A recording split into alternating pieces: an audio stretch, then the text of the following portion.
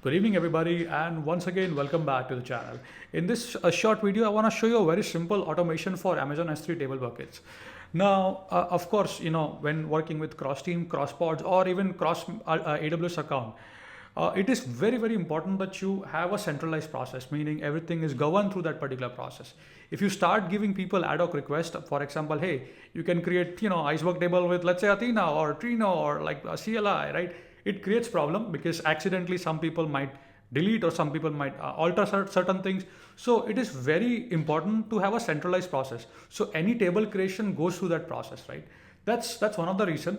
Also auditing, right? It helps you to audit things much better, right?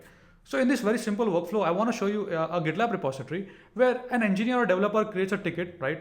When he or she wants to create an Iceberg table, he pushes a simple YAML. YAML has the schemas and then the namespace and the table bucket AR. And as soon as the YAML is pushed, and of course a merge request is created, once it's reviewed and it's merged, automatically your Amazon S3 table buckets are created, and the tables inside that namespace is also created. Now the teams can basically do read, write, upsert data, or do whatever they want, right? So this helps you establish a process, a well-defined process on this, right? So let's take a look at a very simple process, how to do that. All right, let's take a look at the demo. Assume, let's say a cross team member wants to create an Amazon S3 table buckets. Of course, you'll have a README where you can define all the settings, etc. Now here is all he needs to do. So let's say I want to create a table called, let's say example, user. So all the end user has to do is simply define a YAML file, right?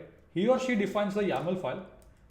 Okay, he or she will basically provide the table bucket ARN, right, where you want to do that. So basically you can centralize this whole process, right? He or she will define the particular schemas, and then I can say, hey, I want to create a table called users. This is going to be in the testDB namespace. These are the schema that I want. Now as soon as I push, of course I have right now I'm the maintainer of the repository, so it's going to merge it, right? But you can have checks in the particular pipeline. Okay, check the YAML, and once it's reviewed and merged, after the code owners have reviewed it, it basically creates it, right? So all the engineer needs to do, he or she just define the YAML, right? As soon as he or she puts the YAML in the table definition folder, let's say the engineer over here say git add.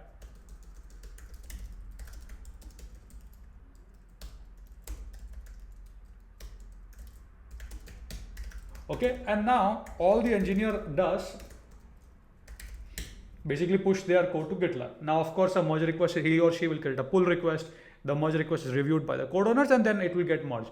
Now let me show you the next process on GitLab, how these tables are automatically created. So I'm on my GitLab, and as you can see, it's automatically fired. Of course, you can have a check or say when triggered, like to manual, or right, or after reviewed, right? But here I'm showing you, right? So as you can see, it is pulling the latest Amazon AWS CLI image over here, okay? And of course, I do not have a table called users in this particular account, okay? So I was just testing it out, and I think it works flawless, right? I mean, 2%. So let's wait for a couple of seconds. I think it's pulling up the Docker image, and here you can see I can review that. Again, you can have checks also on this one, right? And hey, look at that, your bucket has been created. If I go to my now Amazon S3 table on the AWS console, here you will see the particular table. Let's see, here you can see that users table, right? I have my table created. That's amazing, right? This is this basically helps you to have a process, right?